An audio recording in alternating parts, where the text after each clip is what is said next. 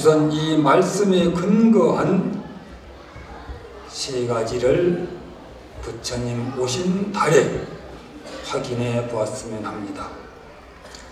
첫째는 우리는 부처님의 말씀에 의거해서 과연 새로 태어났는가? 이것을 우리 자신에게 자문해 보자는 것입니다. 우리가 부처님의 말씀에 귀를 기울여야 하는 것은 그 말씀 속에 귀한 깨우침이 있기 때문입니다. 우리는 부처님의 말씀을 마음으로 들어야 합니다. 마음으로 들을 때 우리는 부처님의 말씀 속에서 깨우침을 비로소 발견할 수 있는 것입니다. 그리고 이 깨우침을 발견해야만이 우리는 부처님의 말씀을 들었다고 말할 수 있습니다. 따라서 이 깨우침이 우리의 잘못된 행동, 잘못된 생각, 잘못된 판단, 잘못된 소견, 잘못된 가치관 등을 불교적으로 보면서 반성과 개선과 변화를 이루내는 것입니다. 이것이 바로 우리가 다시 태어나는 것입니다. 부처님의 고모 아들이 있었습니다. 그는 좋은 가문의 아들인 덕에 남들로부터서 정중한 인사를 받기만 하고 자신의 예를 갖추어서 남들에게 인사할 줄은 몰랐다는 것입니다.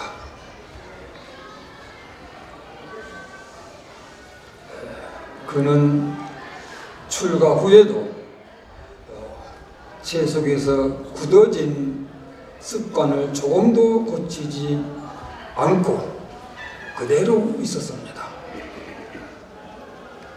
그는 어디에서나 좋은 방과 좋은 자리를 차지하고 비구 스님들에게 수행자다운 예의를 지키지 않았던 것입니다.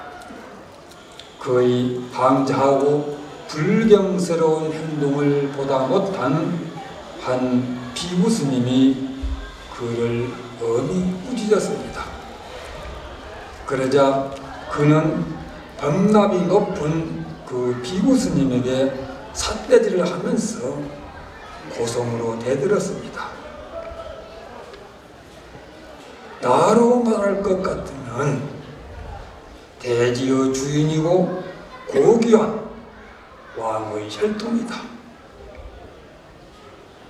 한갓 길가의 돌틈에서 자란 풀같은 너희가 나를 꾸짖고 비난할 수 있단 말이냐. 내 너희를 하나도 빠뜨리지 않고 모두 교단에서 쫓아낼 것이다.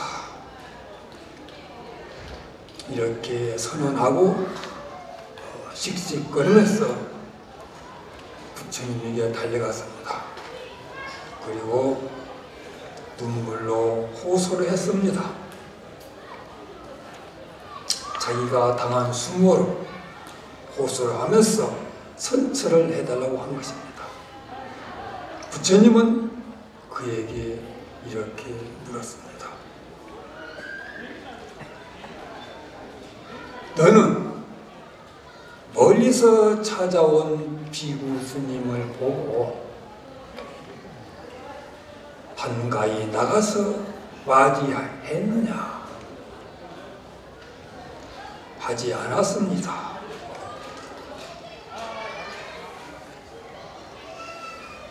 너는 멀리서 찾아온 비구 스님을 보고 그의 바루와 가사를 받아 들었었느냐? 하지 않았습니다. 너는 멀리서 찾아온 비구 스님을 위해서 앉을 자리를 마련해 주었느냐?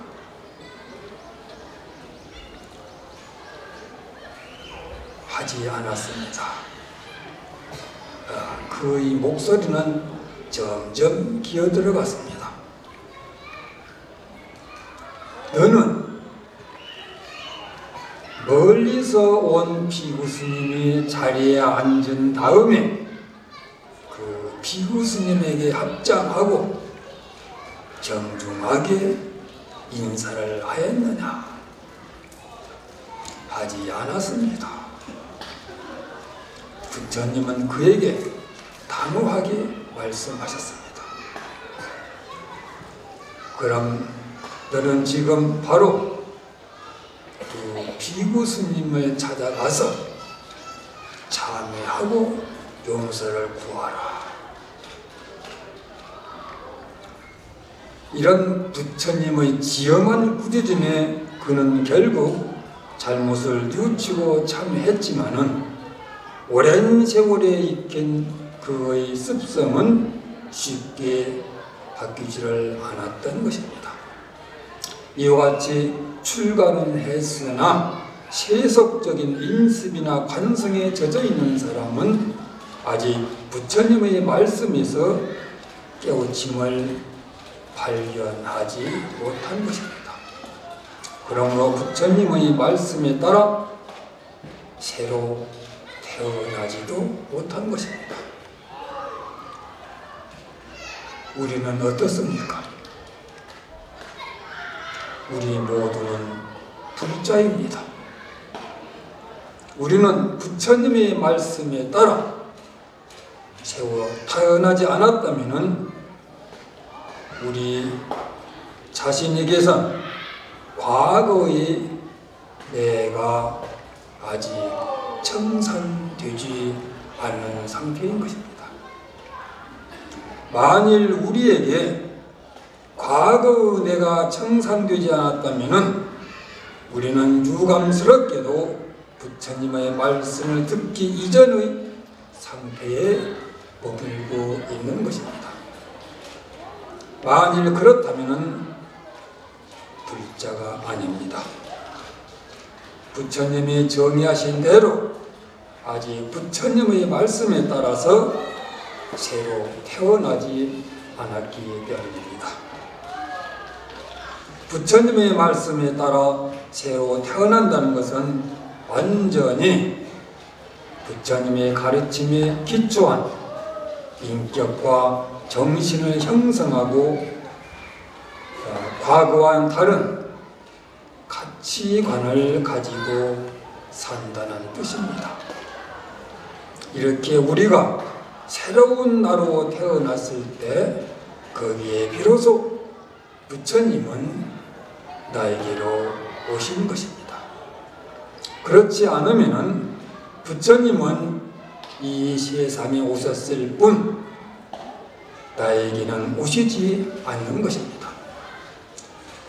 부처님이 세상에 오셨으되 만일 나에게까지 오시지 않았다면 부처님과 나와 무슨 상관입니까?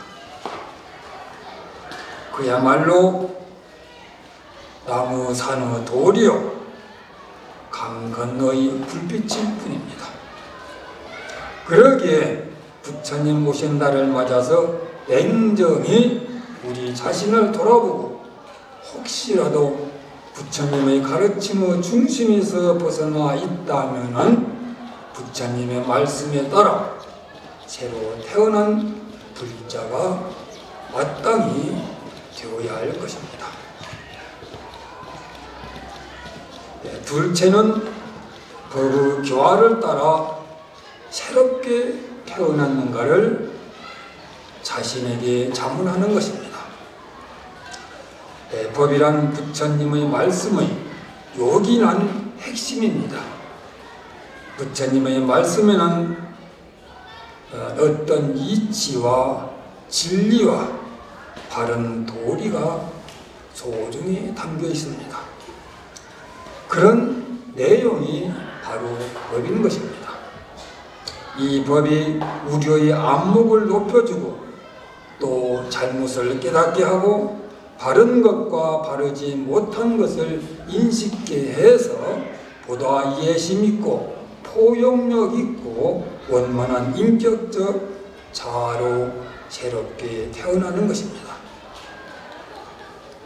이것이 법의 교화인 것입니다. 그러나 부처님의 말씀을 듣는 이마다 모두가 법의 교화가 되는 것은 아닙니다. 부처님의 말씀을 이해하고 공감해서 받아들이는 수준이 각기 저마다 다르기 때문입니다. 만일 하늘에서 콩알만한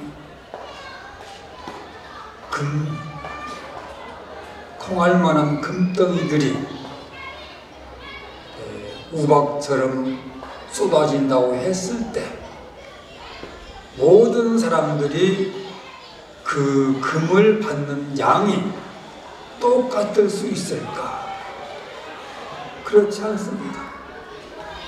다 각기 다릅니다. 왜 다르겠습니까? 각자 그것을 받는 그릇이 다르기 때문인 것입니다.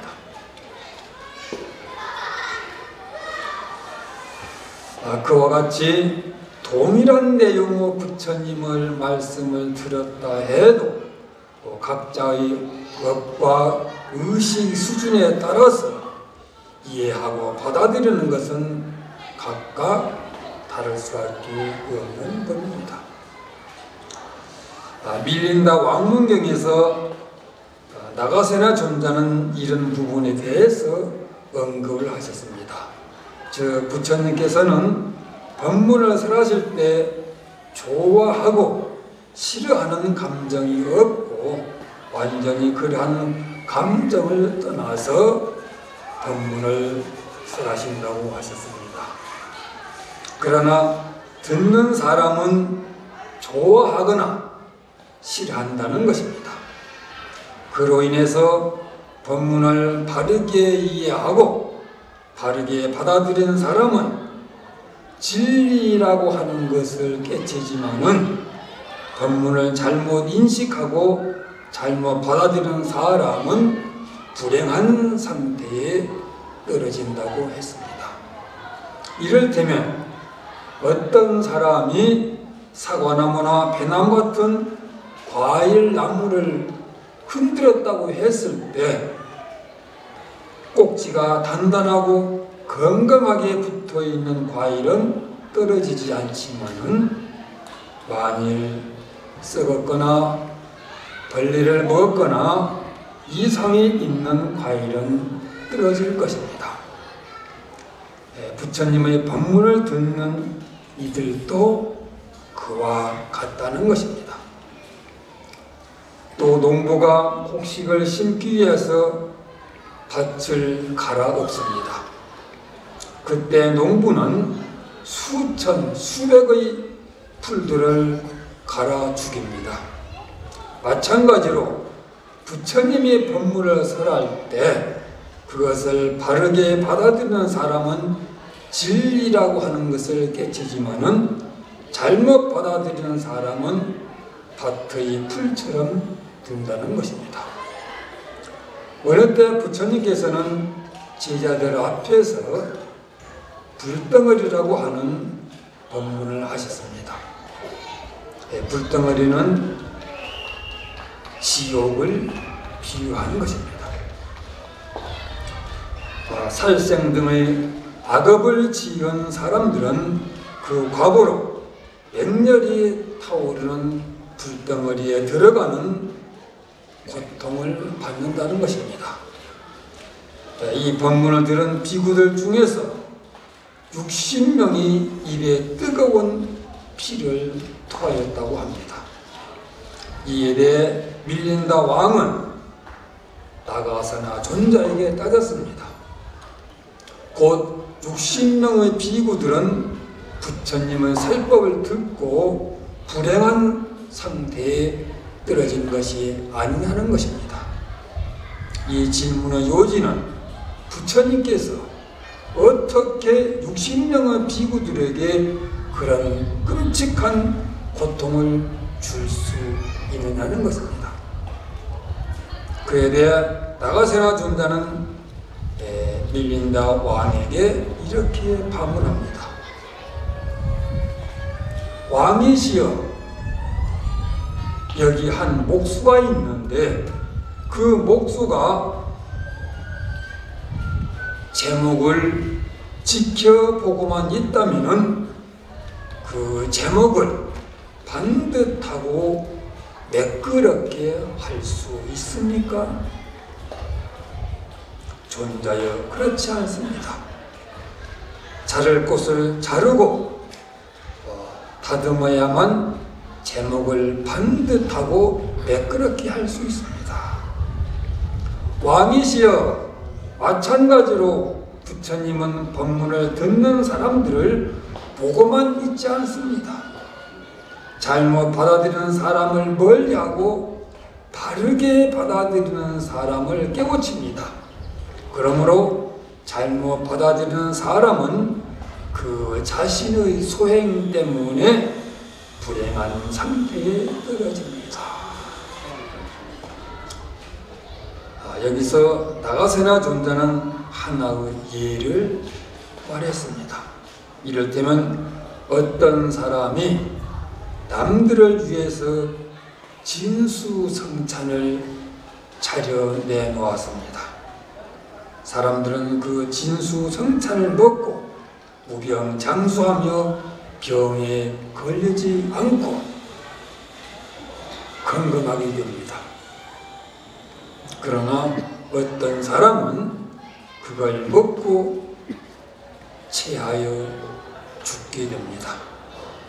이때 진수성찬을 대접한 사람이 음식을 보시한 데 대해서 무슨 잘못이 있겠느냐는 것입니다. 어떤 잘못도 없습니다. 부처님도 그와 같다는 것입니다. 부처님은 사람들에게 진리한 가르침을 보시했습니다. 그리고 그 가르침대로 실천할 수 있는 사람은 깨쳤지만 이에 반해 그러한 능력이 없는 사람은 그 진귀한 가르침을 듣고 파멸에 이르며 타락한다는 것입니다. 그 진수성찬의 음식은 중생들에게 건강을 주고 체력을 주고 생명의 활력을 주는 것이지만은 어떤 사람은 그것을 먹고 설사병이 나거나 취하여 죽게 되는데 그것은 전적으로 음식을 보시한 사람의 거물이 아니라는 것입니다. 한마디로 부처님께서 법을 설하는 목적은 중생들에게 여러 가지로 이익을 주시고자 한 것입니다. 그래서 부처님의 법을 추워도 의심하지 않고 바르게 믿고 바르게 받아들이는 사람은 그 이익을 얻습니다. 그러나 법을 그릇되거나 사뜨게 받아들이는 사람들은 오히려 해를 받을 수도 있는 것입니다. 그러니까 이것은 부처님의 법에 문제가 있는 것이 아니라 법을 이해하고 받아들이는 마음에 따라서 그 결과가 다르다는 것입니다. 이 점에 유의해서 우리는 과연 부처님의 법을 바른 각도에서 받아들이고 있는가를 점검해 봤으면 하는 것입니다. 이런 점검을 통해서만이 우리는 우리 자신의 법의 교화를 따라 새롭게 태어났는가를 확인할 수 있다고 생각하기 때문입니다. 사람은 어떤 일이나 타성에 적게 되면 본래의 목적이나 뜻에 소홀해지는 약점이 있습니다. 더군다나 불교의 신앙생활은 자의에 따라서 하는 것이기 때문에 자신이 잘잘못을 확인하지 않으면 누구도 말할 수 없습니다. 오직 자신만이 자신의 춤과 허물을 알 수 있고 또 볼 수도 있는 것입니다. 만일 이제까지의 신앙을 통해서 얻어낸 이익이 없다면 아직 법의 교화에 따라서 새롭게 태어난 것이라고 말할 수 없습니다. 법의 교화를 따라 새롭게 태어난다고 하는 것은 신앙을 통해 얻은 많은 유익함으로써 어떤 충격이나 유혹에도 흔들리지 않고 안정된 삶을 산다는 것입니다. 이와 같이 법의 교화를 따라서 우리가 새롭게 태어났을 때 부처님은 이 세상에 오셨을 뿐만 아니라 나에게도 오신 부처님이 되시는 것입니다. 그러므로 부처님 오신 달이 우리 모두에게 의미 있기 위해서 불법을 잘못 받아들이지 않았나 반성하면서 진실로 법의 교화를 따라서 새롭게 태어난 불자가 되어야 할 것입니다. 셋째는 우리 모두 법의 재물을 얻었는가라고 자신에게 반문하는 것입니다. 부처님은 출가하실 때 말을 타고 아무도 모르게 한밤중에 성을 빠져 나오셨습니다. 그때 동행한 마부가 찬탁가였습니다. 어둠 속에서 달리고 달린 끝에 날이 밝아왔고 궁과도 먼 거리가 되었습니다. 이쯤이면 되었다 싶어서 부처님은 말에서 내리고 그리고 찬탁가에게 궁으로 돌아가라고 했습니다. 이때 찬탁가는 엎드려 울먹이면서 이렇게 호소했습니다. 태자시여, 태자님을 이런 곳에 홀로 두고 어떻게 제가 궁으로 돌아갈 수 있겠습니까? 그럴 수 없습니다.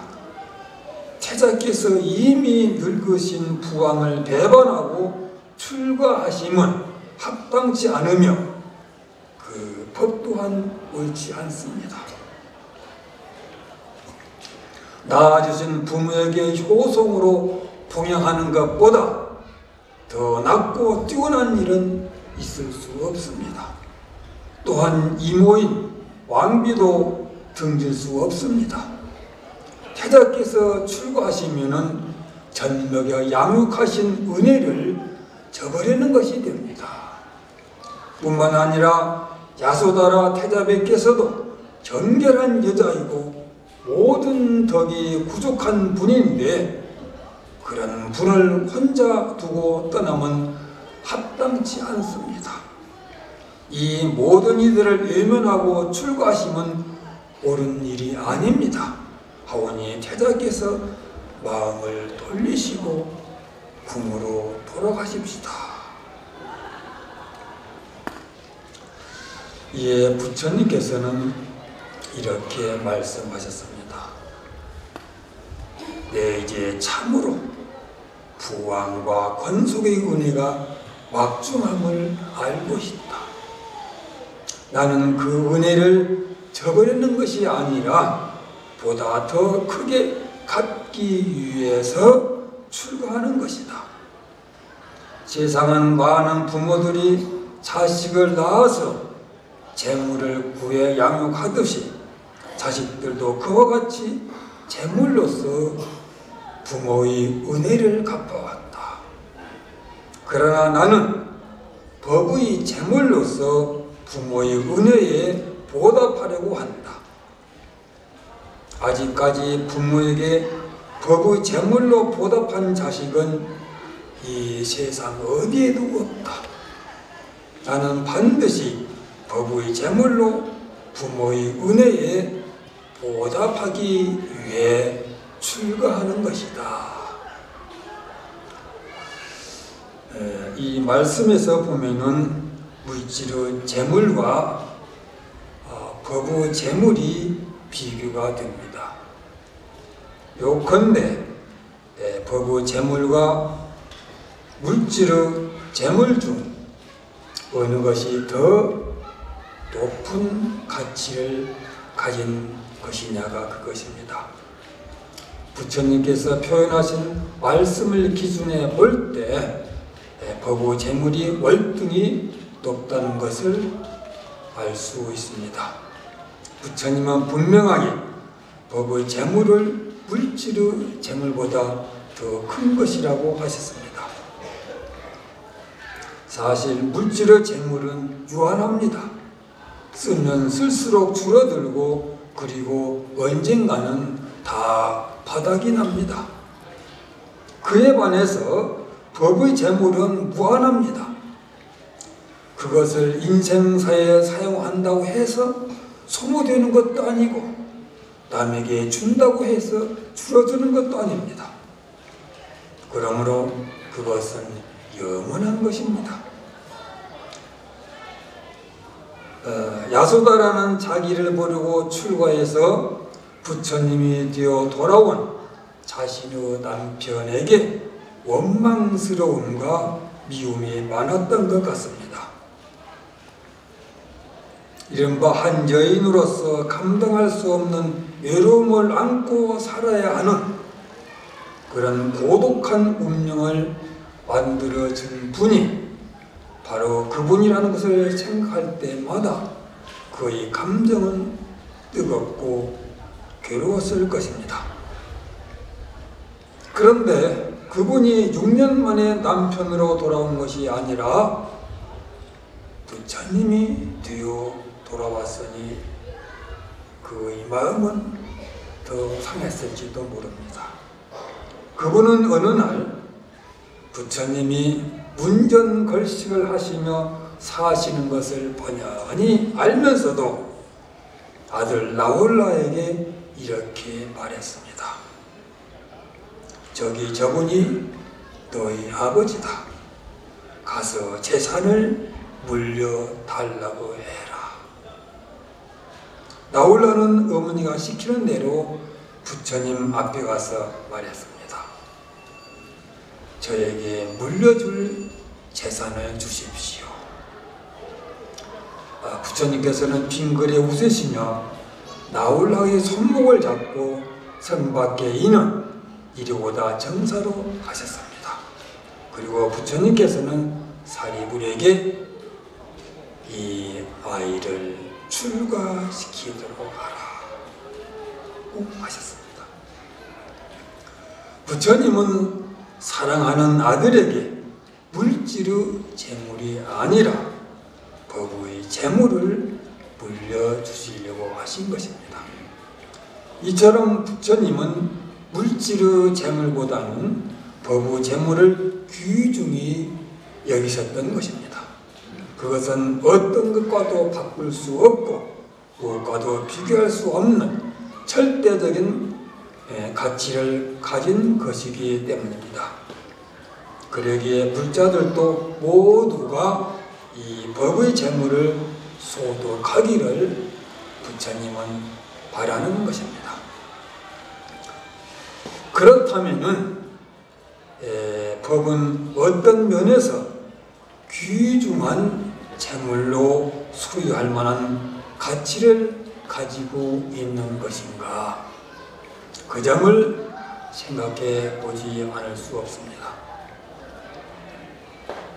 부처님께서는 그것을 자아함경에서 6가지로 말씀을 하셨습니다. 첫째는 법은 붓다에 의해서 잘 설해졌다고 했습니다. 부처님이 설하시는 법이라고 하는 것은 일자 이력도 더 보탤 것이 없고 더 뺄 것이 없을 정도로 완벽한 가르침인 것입니다. 어떤 면에서 대기설법이라고 하는 특수성이 있기 때문에 사람에 따라서 이 사람에게는 이런 내용, 저 사람에게는 저런 내용, 이런 면에서 볼 때 상충되고 오순되는 그런 면도 있습니다. 그러나 총체적으로 크게 보게 되면 다 그것이 중도 사상에 맞는 것이기 때문에 하나도 헛된 말씀은 없는 것입니다. 그러므로 부처님 말씀은 법으로서 완벽하게 스려진 것입니다.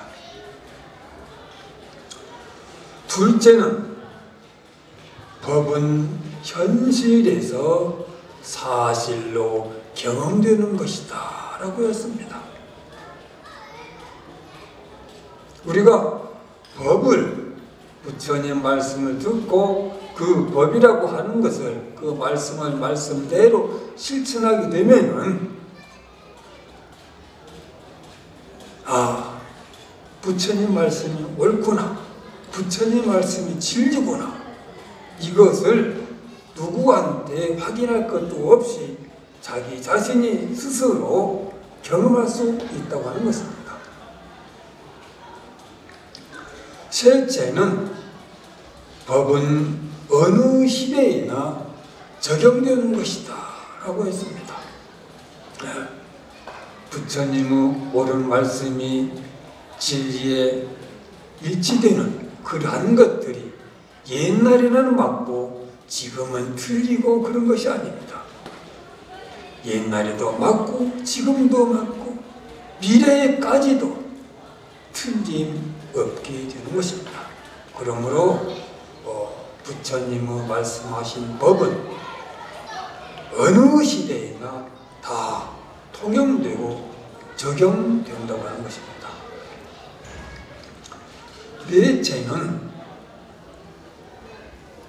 법은 누구라도 와서 보라고 말할 수 있는 것이다 라고 했습니다. 와서 보라 이거예요. 이건 설명도 없어요. 필요 없어요. 와서 보면 알 수 있다고 하는 거예요. 왜냐하면 말씀을 실천했을 때 실증이 되거든요. 증명이 돼요. 이루어지는 거예요. 그러니까 그러한 것을 와서 보라는 것이죠. 부처님 가르침은 바로 이런 것이다. 더 구구하게 설명할 필요도 없이 누구나 와서 보라는 거예요.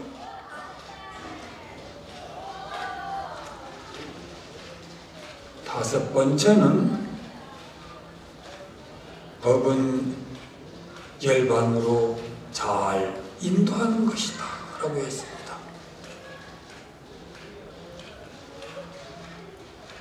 법에 따라서 우리가 삶을 살 때 그 종착점이 어디냐?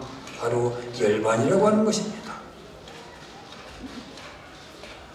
구국점이, 부처님 가르치는 구국점이 열반인 까닭에 부처님 말씀대로 살게 되면은 우리가 마침내 돌아가는 최종 종점이 어디냐 하면은 열반이라고 하는 것입니다. 여섯 번째, 법은 지혜에 의해 경험되는 것이다 라고 했습니다.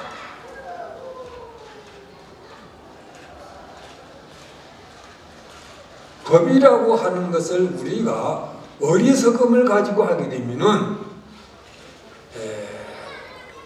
또 결과는 달라지겠죠.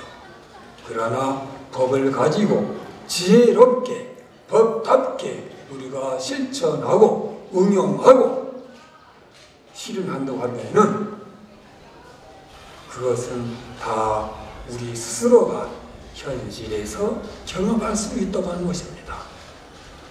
이래서 부처님은 이런 말씀하셨구나, 이래서 부처님은 이렇게 살으시라고 가르침을 주셨구나. 그런 것을 내 스스로 경험할 수 있다고 하겠습니다.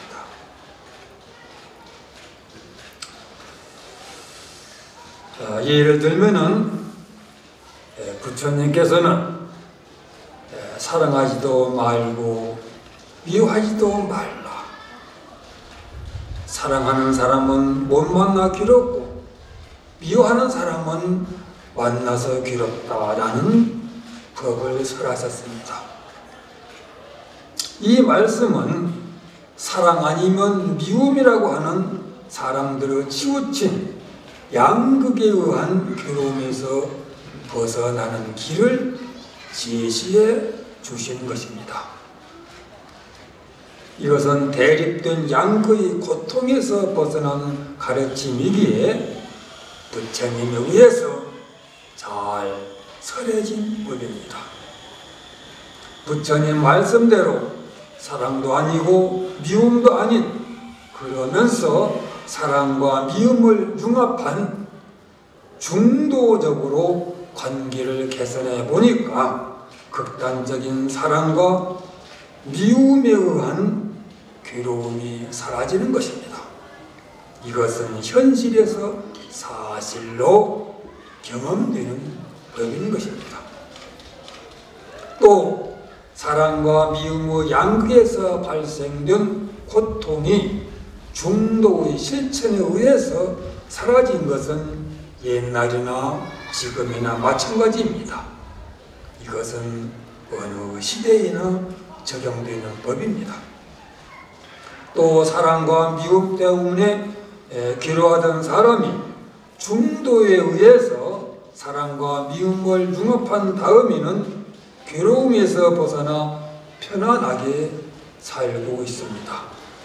이것은 누구라도 와서 보라고 말할 수 있는 법입니다. 또 사랑과 미움 때문에 번뇌가 치성했던 사람이 부처님의 가르치는 중도를 실천했더니 번뇌의 불길이 다 꺼져버렸습니다. 이것은 열반으로 잘 인도하는 법입니다.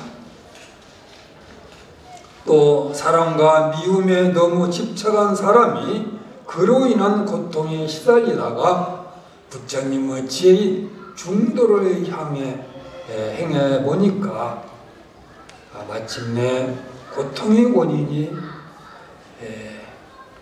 원인인 집착에서 벗어나게 되어서 편안해졌습니다. 이것은 지혜에 의해서 경험되는 법입니다. 법은 이와 같이 우리의 삶에서 여러 가지 문제를 해결하고 고통에서 벗어나 인생을 행복하게 해줍니다. 그러므로 우리가 진정한 풍요롭고 고통이 없고 안락하고 갈등과 번뇌가 없는 인생이 되기 위해서는 물질의 재물이 아닌 법의 재물을 소유해야 할 것입니다. 우리가 법의 재물을 얻었다는 것은 부처님의 가르침의 결과를 성취했다는 뜻입니다. 만일 법의 재물을 얻었다면 역시 부처님은 세상에만 오신 것이 아니라 이미 나에게도 오신 것입니다. 그러나 만일에 법의 재물을 얻지 못했다면 부처님 오신 달인 이 5월에 그 이유를 곰곰이 따지고 찾아봐야 할 것입니다. 어떻습니까? 부처님 오신 날을 맞아서 나는 부처님의 말씀에 따라 새로 태어났는가? 나는 법의 교화를 따라 새롭게 태어났는가? 나는 법의 재물을 얻었는가? 이 세 가지를 자문해 보라고 했습니다만 그에 대해서 그렇다라고 대답할 수 있습니까? 아마 대부분은 자신이 없을 것입니다. 좋은 것을 향해 가는 길에는 유독 장애가 많습니다. 방해자가 있기 때문입니다. 그 방해자는 멀리 있는 것이 아니라 다 가까운 데 있습니다. 비유경에 보면은 카샤파의 전생 이야기가 나옵니다. 카샤파는 전생에 아주 큰 부잣집의 유아들이었습니다. 어떤 관상가는 카샤파의 관상을 보고 그가 출가를 해서 수도를 하게 되면은 큰 성인이 될 거라고 예언을 했습니다. 이 말을 들은 부모는 그날부터 걱정이 되었습니다. 출가를 하면 어떡하나 이런 걱정을 하다가는 어느 때부터는 어떻게 하면은 출가를 못하게 할 수 있을까 그를 궁리하게 되었습니다. 그러다가 어느 날은 옳거지하면서 무릎을 쳤습니다. 욕계에서 남백에 가장 강한 것은 색시입니다. 예쁜 여자를 골라 잡아서 메어두면은 꼼짝 못하겠지. 이런 생각을 한 카샤파의 아버지는 겨우 15이 된 아들을 장가보낼 준비를 했습니다. 이 사실을 알게 된 카샤파는 크게 근심하면서 부모에게 말했습니다. 아버지, 저는 혼자 청정한 삶을 살고 싶습니다. 그러므로 아내가 필요하지 않습니다. 이렇게 3번이나 본인의 소망을 밝혔지만은 부모의 생각은 요지부동이었습니다. 카샤파는 깊이 고민하다가 부모에게 이런 말을 했습니다. 아버지, 저는 보통 여자는 아내로 맞이하지 않겠습니다. 만일 그 몸이 자금색으로서 얼굴이 비할 데 없이 아름다운 여인이 있으면 그와 결혼하겠습니다. 사실 이 제안은 결혼을 하지 않기 위한 대안으로서 제시한 것입니다. 세상에 그런 여인은 없을 것이기 때문입니다. 그러나 부모는 아들이 마음을 고쳐먹은 줄 알고 화가를 불러다가 아들이 말한 여인상을 초상으로 그리게 했습니다. 그리고 카샤파에게 보여주면서 이런 여인이면 되겠느냐 라고 물었습니다. 그렇다고 했습니다. 그런 다음에 이 초상화를 여러 장 그려서 사람들에게 주면서 이러한 여인을 찾도록 하라고 했습니다. 여러 사람들이 그 초상화를 가지고 나가서 여기저기 다녀보다가 어떤 사람이 그 초상화와 똑같은 여인을 발견하게 되었습니다.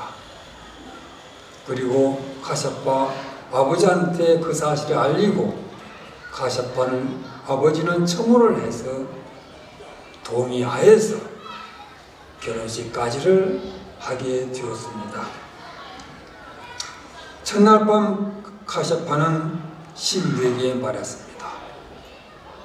나는 부모의 강요에 따라서 결혼을 했지만 부부관계는 하고 싶지 않습니다.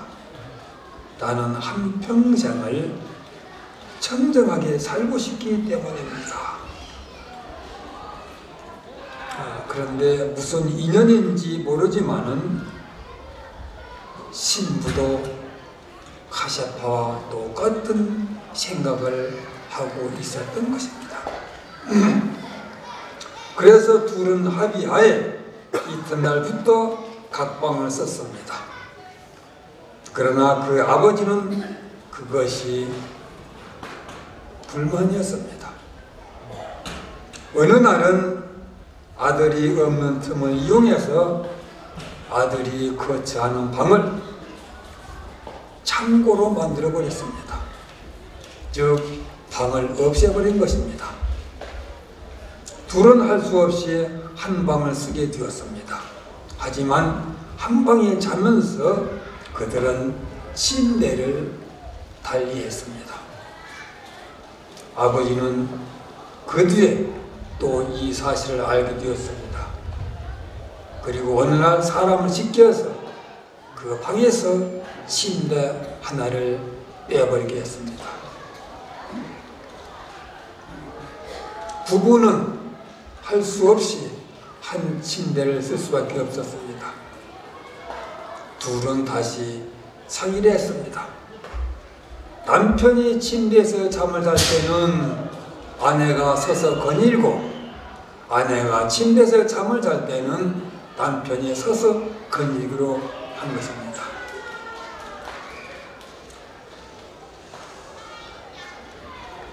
그러다가 둘은 끝내 크게 결단을 내려서 출발을 했다고 합니다.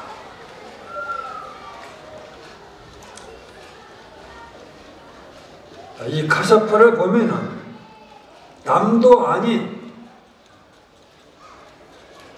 자기를 사랑하는 부모가 카샤파가 가고자 하는 길이 얼마나 끈질기고 집요하게 방해했는가를 알 수 있습니다. 우리들의 신앙활동, 불법 수행에도 이와 유사한 경우들이 실로 많을 것입니다. 그 때문에 우리는 부처님의 말씀에 따라 새로 태어나지도 못하고 법의 교화에 따라 새롭게 태어나도 못하고 그리고 법의 재물도 얻지 못하게 되었을지도 모릅니다. 그러므로 지금 우리가 서 있는 자리를 살펴보자는 것입니다. 살펴보면은 지금 우리가 어디에 서 있는지를 알게 되고 그것을 알게 되면은 내가 앞으로 해야 할 것이 무엇인지도 명료하게 드러날 것입니다. 이와 같이 우리가 앞으로 해야 할 일을 정확하게 알고 있다면은 우리가 장차 불자로서 회복해야 할 과제가 요원하기만 하겠습니까? 우리 모두가 지금 서 있는 지점을 정확하게 아는 것, 이것을 이 5월에 나에게 오신 부처님으로 맞았으면 합니다.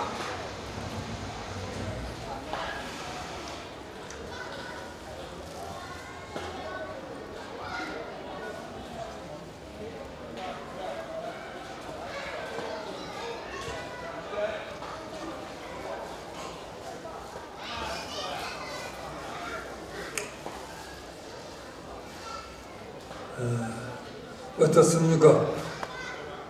제 법문에 일리가 있다고 생각되십니까?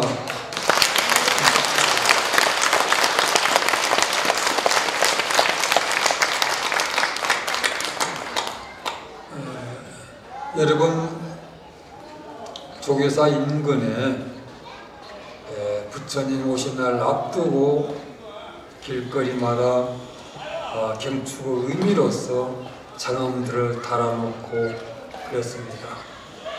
그리고 지금 조계사 이 마당에도 아름다운 많은 등들을 달아놓고 있습니다.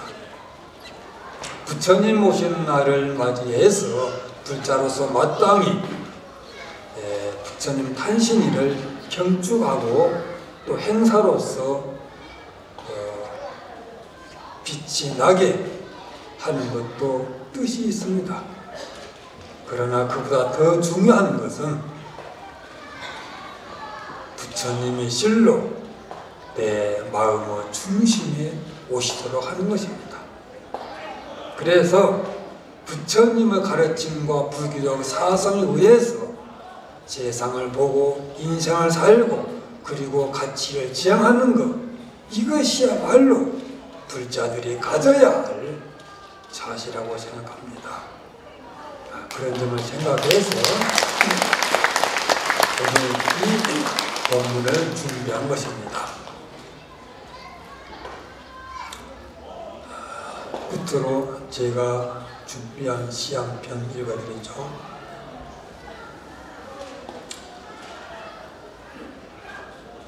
4월 초파일 이 세상에 오신 부처님이 나에게도 오시도록 길 중에서 제일 호젓한 그 길을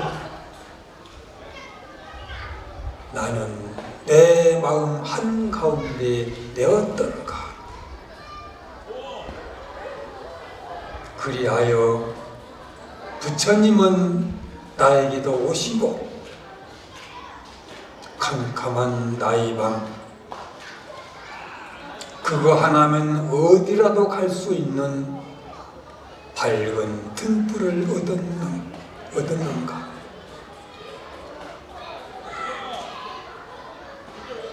부처님 오신 날 나에게 물어보고 또 물어본다. 내가 지금 서 있는 곳이 부처님이 그려놓은 둥근 원의 아닌지 바뀐지를 확인하기 위해 만일 부처님이 이 세상에만 오시고 나에게까지 오시지 않았다면 나는 아직도 불난집에서 소꿉놀이하는 어린 아이이므로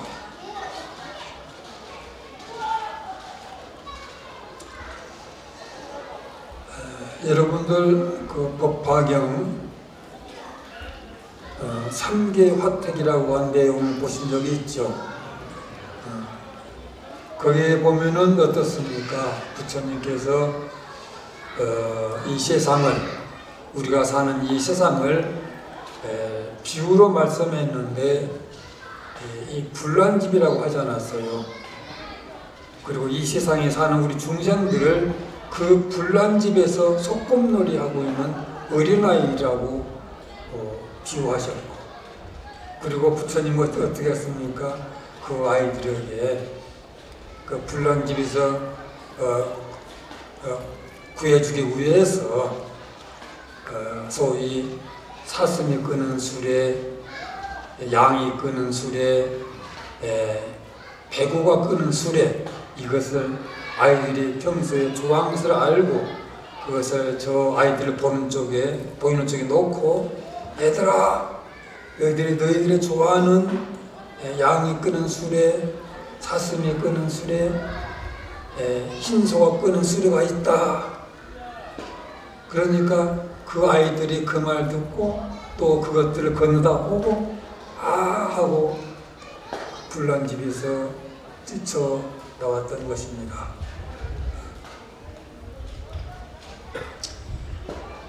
부처님께서 우리가 소위 구제 대상으로서 구제가 된다고 하는 것은 바로 그 불난집에서 벗어나는 것입니다. 말하자면 욕계와 색계와 무색계, 이 윤회오세계에서 완전히 벗어나는 것입니다. 그것이 바로 해탈이며 부처님 가르침에 의한 제도라고 말할 수 있는 것입니다. 그러니까 우리 모두 부처님 오신 날을 맞이해서 나는 그 불난집에서 과연 나온 사람인가, 이것을 깊이 묻고 자문하고 자문해서, 만약 불난 집에서 나온 어린아이가 아직 되지 않았다고 하면은 거기서 나오는 어린아이가 되는 여러분이 되도록 저와 함께 다 노력합시다.